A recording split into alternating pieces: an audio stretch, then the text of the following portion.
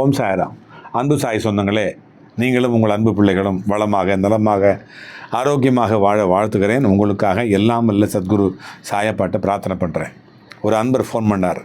என்ன தெரியுமா பண்ணார்? பிரார்த்தனை நேரத்தில், அப்பா பாபாவுக்கு புகழ் மங்கிடுச்சு, பாபாவுடைய அவருடைய அந்த வீரியம், அந்த சக்தி குறைஞ்சிருச்சு, இப்போல்லாம் முருகனுக்கு தான் வந்துருச்சு அப்படின்னு சொன்னார்.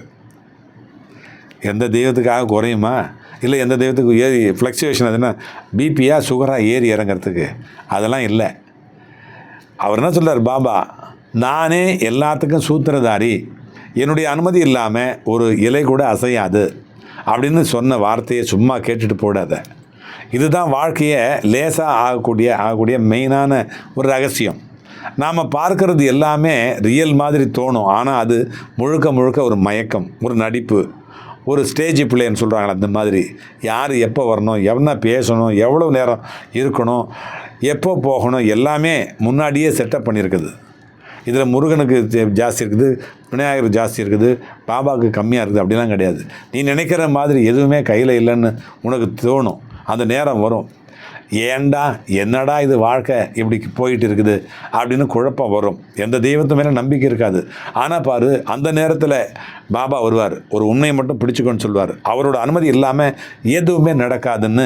அப்போ உள்ளுக்குள்ளே ஒரு அமைதி வர ஆரம்பிக்கும். உனக்கு எதிர்ப்பு குறையும், பயம் கரையும். நடக்கிறதெல்லாம் உன்னை உடைக்க வரல, உன்னை உருவாக்கத்தான் வந்திருக்குது. சில விஷயங்கள் கஷ்டமாக தோணும், சில நேரங்களில் சில சம்பவங்கள் நியாயம் இல்லாமல் தோணும். ஆனால் பின்னாடி பார்த்தா உனக்கே புரியும், அது உன்னை ஒரு படி மேலே எடுத்து போயிருக்குது. அதுதான் தெய்வீகத்தினுடைய திட்டம். நீ கட்டுப்படுத்த முயற்சிக்காத, புரிஞ்சிக்க முயற்சி பண்ணு. ஏன் இதுன்னு கேட்குறத விட இதில் என்ன பாடம் இருக்குதுன்னு கேளு. அப்போ வாழ்க்கை உன்னோட சண்டை போடாது, உன்னோட சேர்த்து நடக்க ஆரம்பிக்கும்.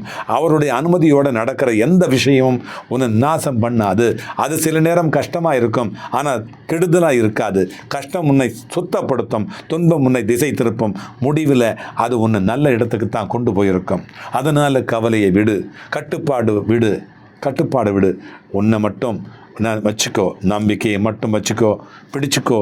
அப்போ நீ புரிஞ்சுப்ப, எல்லாமே அவருடைய கண்காணிப்பில் தான்.